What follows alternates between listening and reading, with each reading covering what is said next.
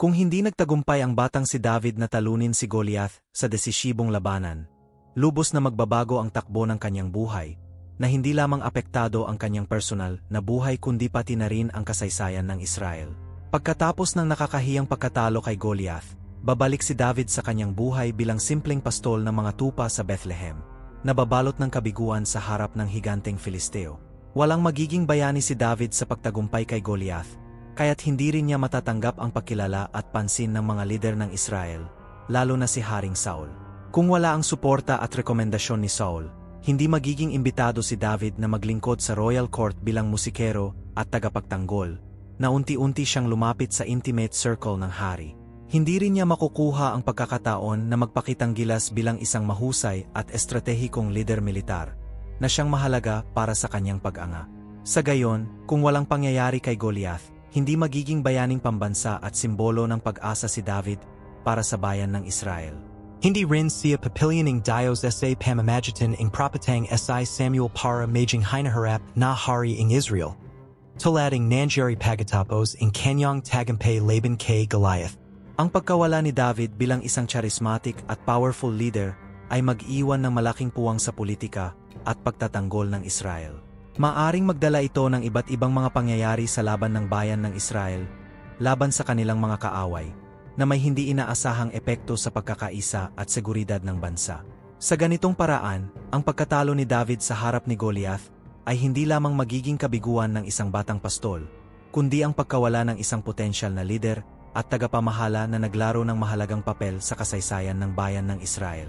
Ang pagkawala ni David bilang hari ay mag-iwan ng puwang sa pamumuno ng Israel. Siya ay isa sa mga lider na nakapag-ugnay sa mga tribo ng Israel at nagpapatibay ng kapangyarihan sa Jerusalem. Kung wala ang kanyang charismatic leadership at military skills, maaring mas maging mahina ang political unity ng Israel, na maaring magdulot ng internal conflicts at pagkakabahagi sa mga tribo. Sa panahon ni David, nakaranas ang Israel ng malawakang territorial expansion, na umabot sa kasikatan bilang isang nagkakaisang kaharian. Kung wala siya bilang hari, posible na hindi umunlad ang Israel sa parehong paraan, na maaring mawalan ng mga teritoryo at political influence sa kanilang mga kapitbahay. Si David ay naglaro ng mahalagang papel sa pagtatatag ng Jerusalem bilang sentro ng relihiyon ng Israel, na nagdala ng kaban ng tipan sa lungsod at nagplano ng konstruksyon ng templo.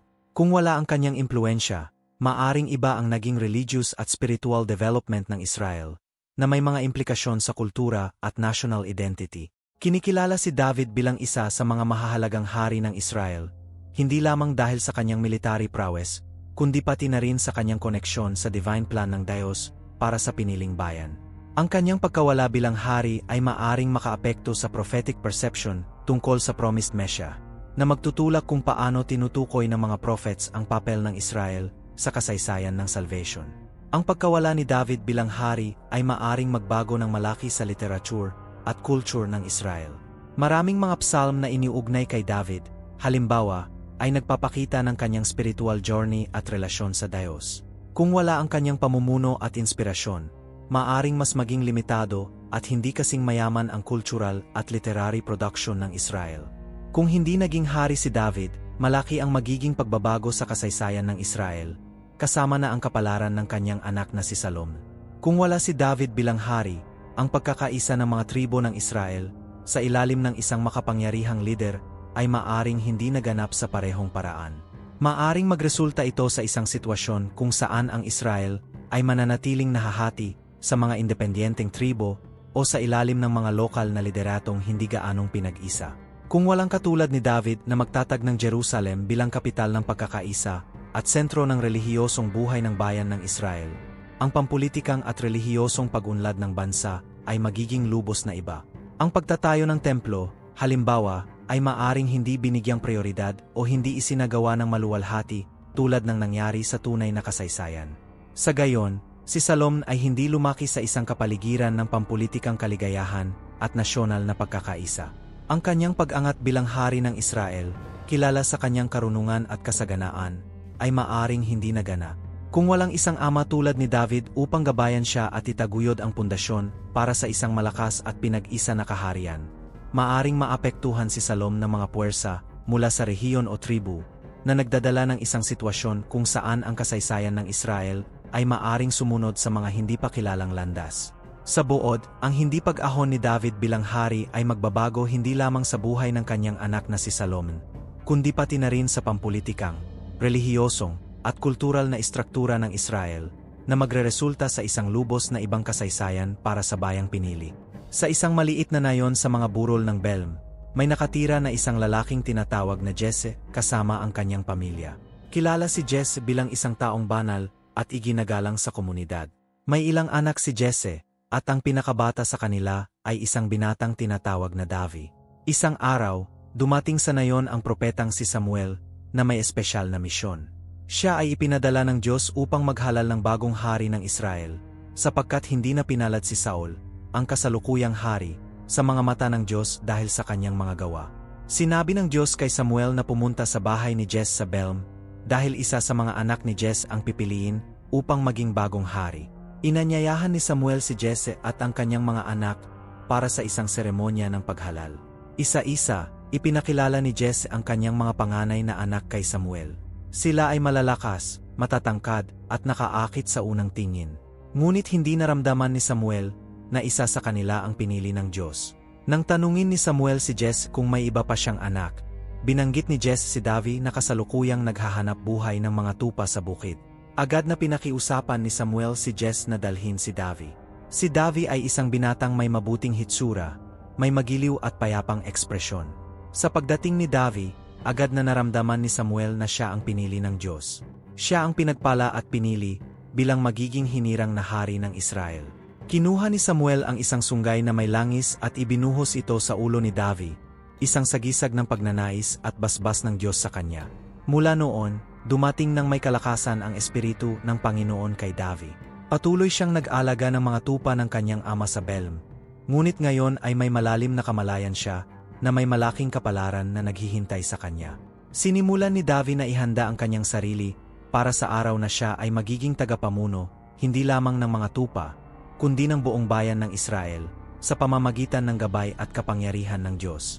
Narito ang pagsasalin sa Filipino ng kwento ni David, laban kay Goliath, mula sa 1 Samuel Kabanata 17. Ang kwento ng laban ni David laban kay Goliath ay isa sa pinakakilalang at nakaaliw na kwento sa Biblia. Matatagpuan sa aklat ng 1 Samuel, Kabanata 17. Ang mga Filisteo at mga Israelita ay nakatayo sa magkabilang panig ng isang libis, handang makipaglaban. Si Goliath, isang kampiyon ng mga Filisteo, ay humamon sa mga Israelita na magpadala ng isang tao para sa isang labanang individual.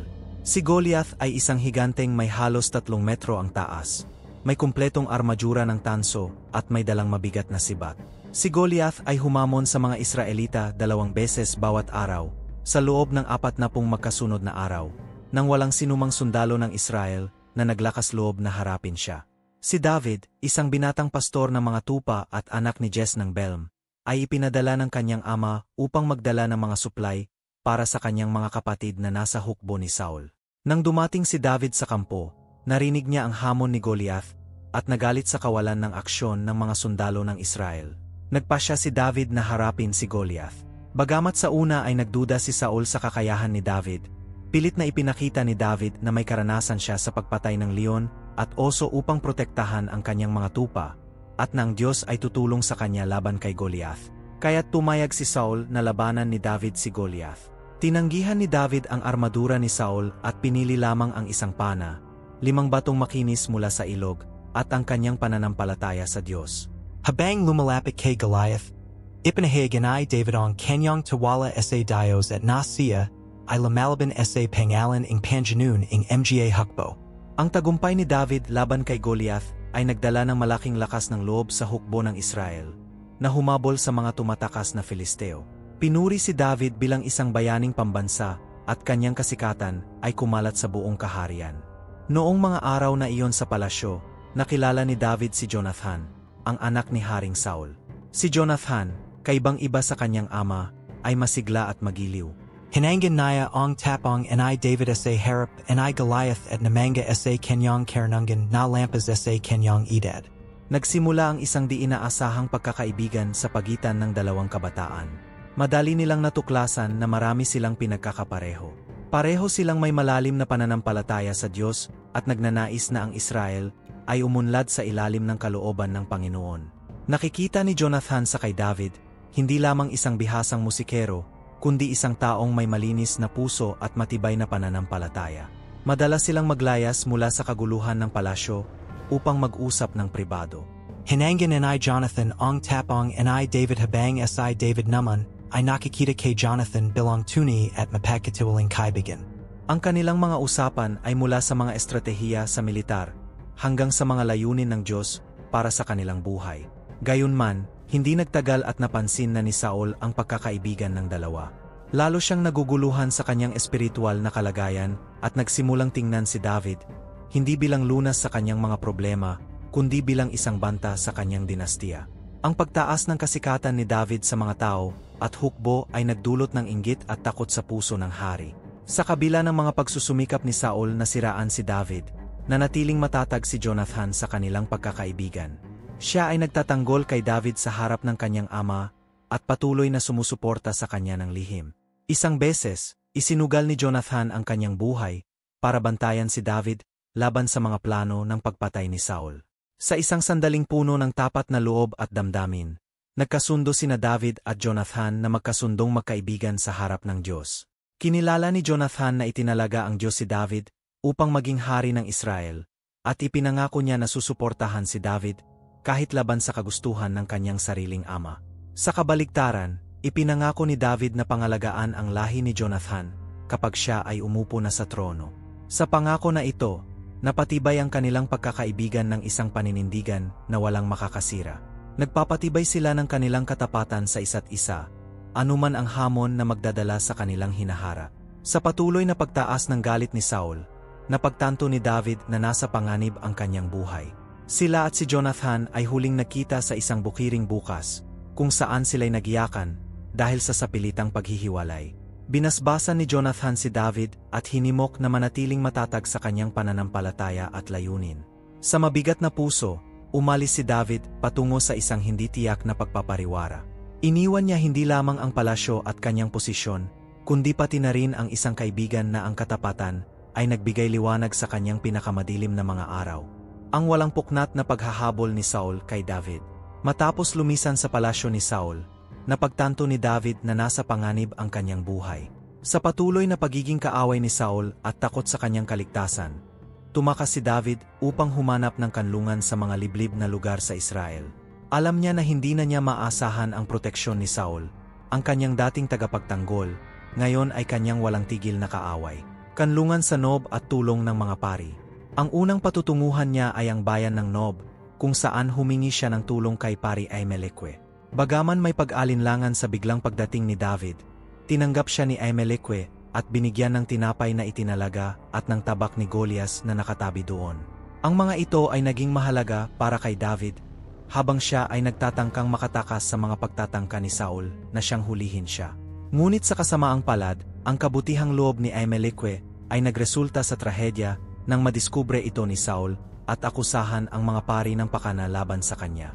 Galit na galit, ipinag-utos ni Saul ang pagpatay kay Ahimelech at sa buong kanyang pamilya, isang hakbang na nagpapakita kung gaano siya kahanda na patayin si David. Alyansa sa mga Filisteo at panganib ng digmaang sibil. Sa kanyang desperadong paghahanap ng seguridad, lumapit si David sa mga Filisteo sa Gat. Bagaman una siyang natatakot sa kanilang pagtanggap, nagawa ni David na makuha ang tiwala ni Akis, ang hari ng mga Filisteo sa Gat. Binigyan ni Akis si David ng lungsod ng Ziklag upang tirahan, na nagbigay sa kanya ng ligtas na lugar para sa kanya at kanyang mga tagasunod. Gayunpaman, ang alyansa ni David sa mga Filisteo ay hindi tiyak at may malaking mga hamon sa etika, lalo na't itinuturing siyang magiging hari ng Israel sa hinahara. Lumala ang sitwasyon nang maghanda ang mga Filisteo para sa isang digmaan laban sa Israel, at napilitan si David na maghanda upang makipaglaban sa kanyang mga kaaway o harapin ang galit ni Akis. Ang kamatayan ni Samuel at patuloy na paghahabol. Sa panahon ng kaguluhan na ito, namatay si Samuel, ang propeta na nagpahid kay David bilang magiging hari. Isang malungkot na dagok ito para kay David, na nagluksa sa pagkawala ng kanyang espiritual na gabay at tagapayo. Sa kabila ng mga pagsubok, patuloy na lumalaban si David, para sa kanyang kaligtasan at tinututulan ang patuloy na paghahabol ni Saul. Ang pagpapakita ng awa ni David. Sa isa sa mga pinakadramatikong sandali ng kanyang pagtakas, nagkaroon si David ng pagkakataon na patayin si Saul nang ito ay hindi nag-ingat sa pagpasok sa isang kuweba kung saan nagtatago si David at kanyang mga tauhan. Sa halip na gamitin ang pagkakataon upang maghiganti, pinili ni David na pagkalooban ng buhay si Saul, na kinikilala na siya ay pinahiran ng Diyos bilang hari ng Israel at walang karapatang magbuhos ng dugo ng pinahiran ng Diyos. Ang kamatayan ni Saul at ni Jonathan. Sa wakas, ang paghahabol ni Saul kay David ay nagtapos sa isang kaguluhan na labanan kung saan pinatay ng mga Filisteo si Saul at ang kanyang mga anak, kasama na si Jonathan na tapat na kaibigan ni David. Labis na nagdalamhati si David nang malaman ang pagkamatay ni Jonathan, ang kanyang mahal na kaibigan na nagsilbing takbuhan at suporta sa kanyang pinakamadilim na mga sandali. Pagkatapos ng pagkamatay ni Saul at ng kanyang anak na si Jonathan sa labanan laban sa mga Filisteo, bumalik si David mula sa kanyang pananatili sa gida ng mga Filisteo upang tanggapin ang balita ng pagbagsak ni Saul at ng kanyang anak. Sa isang tapat na pagdadalamhati, ipinahayag ni David ang kanyang kalungkutan sa pagkamatay ni Saul. Pinarangalan siya bilang pinahiran ng Panginoon. Pagkatapos nito, si David ay pinahiran bilang hari sa lipi ng Juda, partikular sa Hebron. Ang mga lalaking Juda ay lumapit sa kanya at kinilala siya bilang kanilang pinuno, na nagtatag ng simula ng kanyang paghahari. Gayunpaman, ang lipi ng Israel ay nananatiling nahahati pa rin, at si Abner, ang komandante ng hukbong ni Saul, ay nagpasya na suportahan si Isbosete, ang anak ni Saul, bilang hari ng Israel. Dahil dito, nagkaroon ng panahon ng hidwaan sa pagitan ng lipi ng Juda, na pinamumunuan ni David, at ng lipi ng Israel, na pinamumunuan ni Isbosete at sinasaklaw ni Abner. Sa loob ng 7 taon at kalahating taon, nagkaroon ng isang digmaang sibil sa pagitan ng dalawang grupo, na may mga labanan at mga politikal na negosasyon na nagaganap. Sa isa pang sandaling tigil putukan, pinatay ni Abner si Asael, ang kapatid ni David, sa isang engkwentro. Dahil dito, nagkaroon ng bagong tensyon sa pagitan ng dalawang panig. Sa mga sumunod na pangyayari, nagpasya si Abner na magkasundo kay David, na kinikilala ang kanyang autoridad at nagsusumikap na pagkaisahin ang mga lipi sa ilalim ng isang solong hari. Gayunpaman, sa lihim na paraan, pinatay ni Joabe, ang komandante ng hukbong ni David, si Abner bilang paghihiganti sa pagkamatay ng kanyang kapatid. Sa pagkamatay ni Abner, ang daan para kay David ay naging mas malinaw. Si Isbosete, na nararamdaman ang presyon at nawawalan ng suporta, ay naging biktima ng pagpaslang mula sa kanyang sariling mga kapitan na iniisip na magpapasaya kay David. Hinagbis ni David ang pagamate ni Isboset at mahigpit na pinarusahan ang mga pumate sa isang pinahiran ing Panjanun. Sa pagkamatay ni Isbosete at sa pagkakaisa ng mga lipi ng Israel at Juda sa ilalim ng kanyang pamumuno, si David ay wakas na pinahiran bilang hari sa buong Israel. Ginawa niya ang Jerusalem bilang kabisera ng kanyang kaharian. Itinatag ito bilang sentro ng politika at relihiyon. Inilipat ni David ang kaban ng tipan sa Jerusalem, na sumisimbolo ng presensya ng Diyos sa gitna ng kanyang bayan. Sa mga unang taon ng kanyang paghahari sa Jerusalem, pinaigting ni David ang kanyang kapangyarihan, itinatag ang mga alyansa sa mga kalapit na bansa, pinalawak ang kanyang hangganan, at itinaguyod ang katarungan at pantay-pantay na pagtrato sa kanyang mga mamamayan. Nagpakita siya ng karunungan sa kanyang mga desisyon sa husgado at kahusayan sa militar sa kanyang mga kampanya laban sa mga kaaway ng Israel. Sa gayon, ang paghahari ni David sa Hebron, mula sa kanyang pagiging pinahiran bilang hari sa Juda hanggang sa kanyang pag-akyat bilang hari sa buong Israel, ay naging tampok ng mga hamon, hidwaan, at mga mahihirap na desisyon.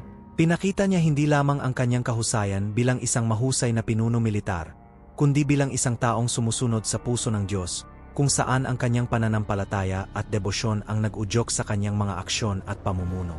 Pagkatapos na palakasin ni David ang kanyang paghahari sa buong Israel sa Jerusalem, nagsimula siya ng yugto na tandaan sa mga tagumpay, marurunong na pamamahala, at estratehikong mga pakikipag-alyansa na nagpapalakas sa kaharian ng Israel. Si David, na ngayon ay nakaupong hari sa buong Israel, ay nagtuon ng kanyang pansin sa Jerusalem, isang estratehikong lungsod na pinagnanasahan niyang gawing kabisera ng kanyang kaharian. Pinangunahan niya ang kanyang mga tropa sa pagkuha ng kuta ng Zion, na naging sentro ng lungsod ng Jerusalem. Ang pangyayaring ito ay mahalaga hindi lamang sa militar na aspeto, kundi pati na rin sa simbolikong paraan, dahil ito ay nagtatag ng bagong sentralisadong batayan para sa pamahalaan at pagsamba sa Israel. Bilang bahagi ng kanyang hangarin na patatagin ang relihiyosong at espiritual na pagkakakilanlan ng Israel, dinala ni David ang kaban ng tipan sa Jerusalem. Ang hakbang na ito ay hindi lamang nagpapakita ng presensya ng Diyos sa gitna ng kanyang bayan, kundi nagpapakita rin ng pagtupad ni David sa kanyang pangako na gawing Jerusalem isang sentro ng pagsamba at debosyon sa buong bansa. Sa panahon ng kanyang pinagsamang paghahari, itinatag ni David ang mga alyansa sa mga kalapit na kaharian at pinalawak ang mga hangganan ng Israel sa pamamagitan ng estratehikong mga militarisadong kampanya. Matagumpay niyang nilabanan ang mga Filisteo sa ilang pagkakataon na nagpatibay sa dominasyon ng Israel sa mga mahahalagang rehiyon. Bukod dito, nilabanan ni David ang iba pang mga kaaway na nagbigay ng seguridad at katatagan sa kanyang mga nasasakupan. Sa isang pagkilos ng awa at katapatan, hinanap ni David at natagpuan si Mephiboset, anak ni Jonathan at apo ni Saul, at ipinakita sa kanya ang kabutihan at pagiging magiliw, ibinalik ang lupaing pag-aari ng kanyang pamilya at ginawaran ng puwang sa hapag ng hari. Sa pamamagitan ng hakbang na ito, ipinakita hindi lamang ang katarungan ni David, kundi nagtaguyod din ng pagkakasundo at pagkakaisa sa loob ng kaharian. Tinupad din ni David ang kanyang kasunduang pagkakaibigan kay Jonathan, na pangakong pangalagaan ang lahi ni Jonathan kapag siya ay naging hari. Ang pagpapakita ng katapatan at pag-alaga na ito ay nagpatibay sa pundasyon ng paghahari ni David, na nagbigay sa kanya ng suporta mula sa mga mahahalagang pamilya at pinuno sa Israel. Sa panahon ng kanyang paghahari, hinamon ni David ang mga Amonita, na nagbigay ng hamon sa kanyang militar na kakayahan. Sa kanyang kasanayan sa taktika at pamumuno, nagtagumpay si David sa kanyang mga paglaban-laban sa mga Amonita, na nagpatibay pa ng kanyang kapangyarihan at prestihiyo bilang lider militar at politikal sa buong rehiyon. Bukod sa kanyang militar na kakayahan, ipinakita rin ni David ang kanyang karunungan at katarungan sa kanyang mga desisyong hudisyal, na nakikinig at naglutas ng mga hidwaan sa kanyang mga nasasakupan ng may kaalaman at katarungan. Dahil dito, kanyang naipundar ang malaking paggalang at paghanga mula sa mga taga-Israel, na nagpatibay sa kanyang papel bilang isang makatarungan at mapagmahal na hari. Sa panahon ng kanyang paghahari, itinuon din ni David ang kanyang sarili sa pagtatayo at pagpapabuti ng infrastruktura sa Israel, na nagtaguyod sa ekonomikong at sosyal na pag-unlad ng kaharian. Naglagay siya ng mga proyektong naglalayong palakasin ang depensa ng mga lungsod at itaguyod ang kabutihan ng kanyang mga nasasakupan, na nagbigay ng panahon ng relative na kasaganaan. Ang panahon ng pinag-isang paghahari ni David ay isang yugto ng malaking tagumpay para sa Israel, na naimarkahan ng pagsasaayos ng teritoryo, politikal na katatagan, at paglago ng ekonomiya. Si David ay naalala hindi lamang bilang isang matapang at estratehikong mandirigma, kundi bilang isang pangunahing lider na nagpatatag at nagpalakas sa kaharian ng Israel sa panahon ng kanyang paghahari. Ang kanyang alaala bilang isang lalaking sumusunod sa puso ng Diyos ay nanatili sa pamamagitan ng mga henerasyon, nagbibigay inspirasyon ng pananampalataya, tapang at debosyon sa kanyang mga tao. David at Bathsheba, mula sa 2 Samuel 11:12.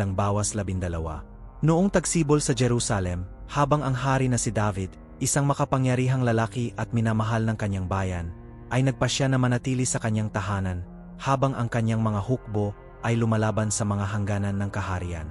Isang hapon, pagkatapos magising mula sa isang higaan, naglalakad si David sa balkonahe ng kanyang palasyo at sa malayo, nakita niya ang isang babae na may kakaibang kagandahan na nagpapaligo. Ito si Bathsheba, ang asawa ni Urias, isa sa kanyang mga tapat na mandirigma. Sumiklab ang kahalayan sa puso ni David, kaya't nagpadala siya ng mga sugo upang dalhin si Bathsheba sa palasyo. Dumating siya at tinukso ni David ang kanyang sarili, nagkasala at nakipagtalik sa kanya. Hindi nagtagal, nagpadala si Bathsheba ng mensahe kay David na siya ay nagdadalang tao. Sa takot, nagplano ang hari upang takpan ang kanyang kasalanan. Tinawag niya si Urias mula sa digmaan, inaasahan na makasama nito ang kanyang asawa sa isang gabi upang maisip na ang anak ay sa kanya. Ngunit si Urias, tapat sa kanyang mga prinsipyo militar, tumanggi na mag-enjoy sa kaginhawahan ng tahanan, habang ang kanyang mga kasama sa armas ay nasa giyera pa. Natulog siya sa pintuan ng palasyo. Sa gayon, binuo ni David ang isang pangalawang plano. Nagpadala siya kay Urias pabalik sa digmaan na may sulat para kay Joabe, ang commander, na nag-utos na ilagay si Urias sa isang posisyon sa labanan kung saan tiyak ang kamatayan. Sumunod si Joabe at namatay si Urias sa labanan. Sa pagkamatay ni Urias, agad na ikinasal si David kay Bathsheba, na formal na pinagtibay ang kanilang relasyon at itinago ang kanyang pangangalunya. Ngunit, ipinadala ng Panginoon si Propeta Nathan kay David upang hamunin siya sa kanyang kasalanan. Ipinakita ni Nathan ang isang talinghaga tungkol sa isang mayaman na kumuha ng isang tupa ng dukha, na malinaw na nagpapakita ng kahalagahan ng kasalanan ni David sa kanyang sariling paningin. Nagalit si David sa kawalan ng katarungan na inilarawan sa talinghaga, at inihayag na dapat mamatay ang gaya ng lalaking iyon. Sa gayon, ipinahayag ni Nathan na si David mismo ang lalaking tinutukoy. Ang hari, lubos na pinagsisihan ang kanyang kasalanan, inamin ang kanyang pagkakasala sa harap ng Diyos. Bagaman pinatawad niya ang Panginoon si David, mabigat ang mga kahihinatnan ng kanyang kasalanan. Namatay ang anak ni David at Bathsheba bilang direktang resulta ng hatol ng Diyos. Bukod dito, ang sambahayan ni David ay hindi na nakaranas ng kapayapaan, na may mga trahedya at tunggalian sa pamilya na lumitaw hanggang sa kanyang katandaan. Sa makatuwid, ang kwento ni David at Bathsheba ay isang makapangyarihang paalala ng kahinaan ng tao, ng tukso ng kasalanan, at ng awa ng Diyos, na nagpapakita na kahit ang pinakamalalaking pinuno ay hindi nasa ibaba ng mga batas ng Diyos. Ang paghihimagsik ni Absalom, 2 Samuel 13:19, si Absalom, ang ikatlo at pinakamamahal na anak ni Haring David, ay kilala sa kanyang kapansin-pansing kagandahan at karisma sa mga tao ng Israel. Ang kanyang kwento ay minarkahan ng isang serye ng mga magulong pangyayari na nagtapos sa isang paghihimagsik laban sa kanyang sariling ama, ang hari. Nagsimula ang trahedya ng si Amnon, ang kapatid sa ama ni Absalom at ang panganay na anak ni David, ay nakadama ng hindi mabuting pagkahumaling kay Tamar, ang kanyang kapatid sa ama. Si Amnon, na pinangungunahan ng pagnanasa, ay gumawa ng plano na mapag-isa kay Tamar at ginahasa siya. Pagkatapos ng pagkilos, malupit niyang tinanggihan siya, iniwan si Tamar na nalilito at nasiraan ng puri. Nang malaman ni Absalom ang pang-abuso na dinanas ng kanyang kapatid na babae, ay nagtanim ng matinding pagkapuot kay Amnon. Sa loob ng 2 taon, masusing binalak ni Absalom ang kanyang paghihiganti. Sa wakas, sa isang maharlikang piging kung saan naroroon ang lahat ng anak ni David, inutusan ni Absalom ang kanyang mga lingkod na patayin si Amnon. Pagkatapos ng pagpatay, tumakas si Absalom sa Geshur, na naghahanap ng proteksyon sa bahay ng kanyang lolo. Sa panahon ng kanyang pagkatapon, si Absalom ay nanatiling malayo sa Jerusalem sa loob ng 3 taon hanggang si Joab, ang commander ng hukbo ni David at ang pinsan ni Absalom, ay namagitan para sa kanya. Sa wakas ay hinikayat ni Joab si David na payagan si Absalom na bumalik sa lungsod. Gayunpaman, si Absalom, na hinimok ng kanyang kapaitan at pagnanais para sa kapangyarihan, ay nagsimulang maghasik ng alitan sa mga tao. Pinupuna ang pamamahala ng kanyang ama at sinasabing maaari niyang pangasiwaan ang kaharian ng mas patas at mabisa. Ginamit ni Absalom ang kanyang kahangahangang pisikal na presensya at karisma upang makakuha ng popular na suporta, na itinatag ang kanyang sarili bilang isang alternatibong figura sa pamamahala ni David.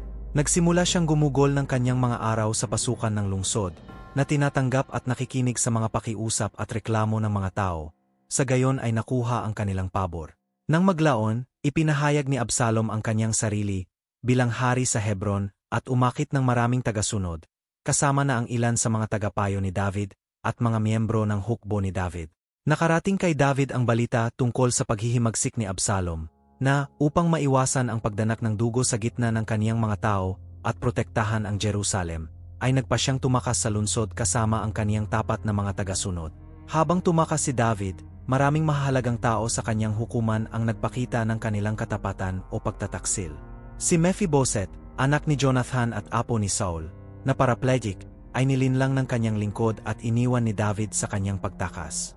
Samantala, si Simei, isang Benjaminita, ay sumpain at binato si David at ang kanyang mga tagasunod habang sila ay umalis sa Jerusalem. Ang sitwasyon ay nagtapos sa labanan sa gubat ng Ephraim, kung saan ang mga hukbo ni David, na pinamumunuan ni Joab, ay humarap kay Absalom. Bagamat tahasang ipinag-utos ni David na huwag patayin si Absalom, nakita ni Joab si Absalom na itinali ng kanyang buhok sa isang puno ng ensina, pinatay siya ng labag sa kalooban ni David. Ang pagkamatay ni Absalom ay isang matinding dagok kay David, na labis na nagdalamhati sa pagkawala ng kaniyang rebeldeng anak. Pagkatapos ng labanan, bumalik si David sa Jerusalem bilang hari, ngunit mataas ang halaga ng paghihimagsik. Ang kwento ni Absalom ay nagsisilbing isang paalala ng mga kahihinatnan ng walang pigil na ambisyon at pagkasira ng pamilya. Pati na rin ang pag-highlight sa mga komplikado ng kapangyarihan at katapatan sa konteksto ng monarkiya ng Israel. ChatGPT.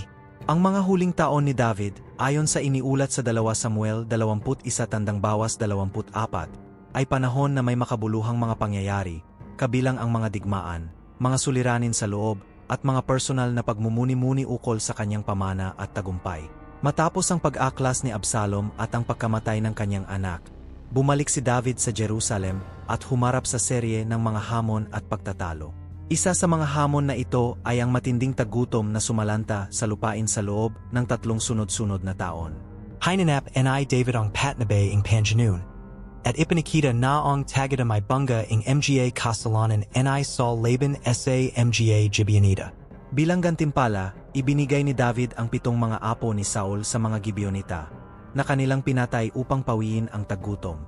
Sa panahong ito, patuloy na namuno si David sa bayan ng Israel, sa mga laban-laban sa mga Filisteo, at iba pang mga kalapit bansa na kaaway. Sa isa sa mga laban na ito, halos siyang talunin ng isang higanteng tinatawag na Isbi-Benobe. Ngunit sinagip siya ni Abishai, pamangkin ni David. Sa ibang pagkakataon, si David, na matanda na, ay halos mapatay sa laban. Ngunit iniligtas siya ng kanyang mga mandirigma. Gayunpaman, nagsimula si David na malalim na magpamuni-puni sa kanyang buhay at sa hinaharap ng Israel. Ipinaabot niya ang kanyang hangarin na itayo ang isang templo para sa Panginoon. Ngunit ipinaalam sa kanya ng Diyos na si Salomon ang magiging responsableng isagawa ito, sapagkat si David ay isang lalaking digmaan at nagbuhos ng maraming dugo. Gayunpaman, nagtipon si David ng mga kagamitan at materyales para sa pagtatayo ng templo, na nagbigay ng malaking tulong sa proyektong ito. Ang mga huling kabanata ng 2 Samuel ay nagbibigay diin din sa kagimbal-gimbal na sensus na iniutos ni David, laban sa kagustuhan ng Diyos. Ito ay nagresulta sa isang malaking parusa sa Israel. Kabilang ang isang salat na pumite sa 7 libong katao. Nagsisi si David at humingi ng tawad sa Diyos at nag-alay ng mga sakripisyo upang pawiin ang galit ng Diyos. Sa wakas ng kanyang buhay, nagbigay si David ng payo kay Salomon na kung paano mamuno ng may katarungan at karunungan. Nag-organisa rin siya ng pagpapalit, na pinapangaral na si Salomon ay mahalal na hari pa habang buhay pa si David upang maiwasan ang mga bagong hidwaan sa pagpapalit ng trono. Namamatay si David sa matandang gulang, pagkatapos maghari ng 40 taon, 7 taon sa Hebron at 30 taon sa Jerusalem. Siya ay tanyag bilang pinakadakilang hari ng Israel, isang lalaking ayon sa puso ng Diyos, bagamat may kanyang mga pagkakamali. Si Salomon, ang kanyang anak, ang pumalit sa kanya bilang hari at nagpatibay ng kaharian ng Israel sa isang panahon ng kapayapaan at kasaganaan. Sa ganitong paraan, ang mga huling taon ni David ay isang halo ng mga tagumpay at hamon, na nabibilang sa mga militar na tunggalian, pagbabalik loob sa Diyos, paghahanda para sa pagtatayo ng templo, at pagpasa ng kahariang yaman sa kanyang anak na si Salomon. Ang buhay ni David ay patuloy na nagbibigay inspirasyon at halimbawa ng pananampalataya, pamumuno, at pagsisisi para sa bayan ng Israel at para sa lahat ng nag-aaral ng kanyang kasaysayan hanggang sa ngayon.